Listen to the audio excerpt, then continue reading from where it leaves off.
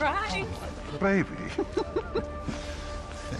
Hello, Brian. I was just leaving you a message. I wanted to surprise you. Well, you succeeded. Today's review features Taken 2, and it stars Liam Neeson, of course, Maggie Grace, and Famke Janssen, or as I like to call her, Jean Grey, from the X-Men movies. And the plot revolves around Liam Neeson, who is trying to get back into contact with his family, and they're having a lot of problems, so he decides to take them with him on vacation to this really remote, exotic place, and by that exotic I mean really evil and dirty looking.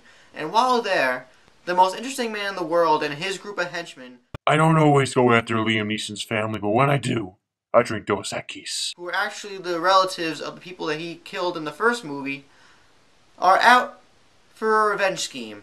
And they have a plan to take Liam Neeson and kill him in cold blood along with his family. Now let me just speak on the behalf of most people in America.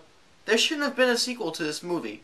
You can't make a sequel to this movie. The first movie had a condensed, contained plot in its own right, and you can't continue the story from this point. I went into this movie with open arms, and I wanted to like it. It's bad. It's bad. I want to specify what was good about this movie right now so I can just go berserk. The only good thing is Liam Neeson himself, who always gives a valiant effort in his roles, and it's always fun to see him kill people. And now from here it's all downhill, guys.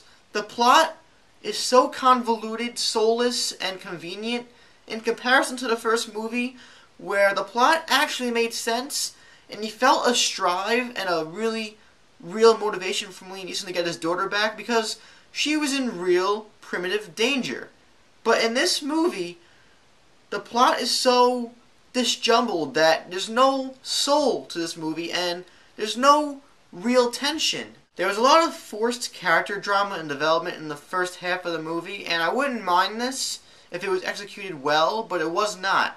First of all, in the beginning of the movie, there's a scene where Liam Neeson and the wife are talking to each other. They kept cutting the camera in between them every 3 to 4 seconds, and they broke one of the biggest rules of filmmaking, the shot reverse shot rule.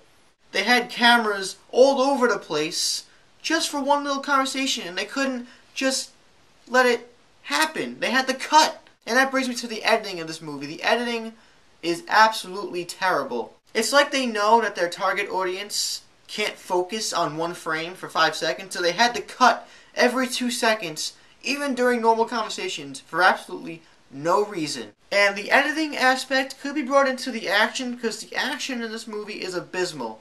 The way it's shot and composed is just downright disgusting. I mean, the action on its own 2 legs isn't even that good to begin with, because the plot makes no sense and there's no engagement with the viewer. But the camera is shaking so much, and the framing is just so poorly constructed, but you really can't see anything that's going on. You'll see Liam Neeson in frame going up to a character to confront him and kill him, and then he'll start doing this, and then next thing you know, the guy's on the floor dead. It's really like the director took a bunch of 2-year-olds and put them in front of the cameras to shoot and told them, alright kids, pretend that you're playing with action figures. So they go, boo! The so-called mercenaries, the antagonists of the movie, were a bunch of idiots. Going back to the first movie, it's not like they were any smarter, but there was an excuse for that. A good excuse, because Liam Neeson has a goal to get his daughter back, and you could feel the rage within him, so when he's killing these guys, like, alright, he really wants to get her back. But in this movie, it's like they give him a reason to kill them. They literally catch him and his wife, so just kill him and his wife. But no, they literally let him sit alone in a room so that he could figure things out. This movie is so unbelievably implausible. But I'll give one example. Well, there's a point in the movie where Liam Neeson has no weapons, and he can only rely on his fingers and his hands. So he takes his hand to one enemy and just goes like this. He just forces a push with his hand towards somebody's head like this, and that kills them. I don't care how hard you're pushing against somebody's head. You can't kill somebody like this. What is it? I know Liam Neeson is a god. He is a god among people. But you can't tell people that in the movie. Now, stepping back from the dark side for 5 seconds, I could understand why somebody would enjoy this movie. I can understand why people would go into this movie and come out and be like, oh, that was fun. It's okay to say you had fun with it, but going from a critical standpoint and from a movie standpoint, not just the critics, but the people alike, this is not a good movie. It's really not. Overall, Taken 2 is a mindless, soulless Hollywood cash grab that just made no sense. It should not have been made, and I'm going to negate it for the rest of my life. If I ever hear Taken in the conversation, I'm just going to talk about the first movie, because the first movie is a modern action classic.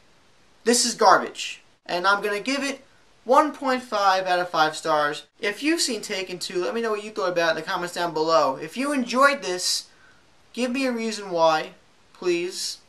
Please like this video, subscribe, check out my Twitter and Facebook accounts on my channel.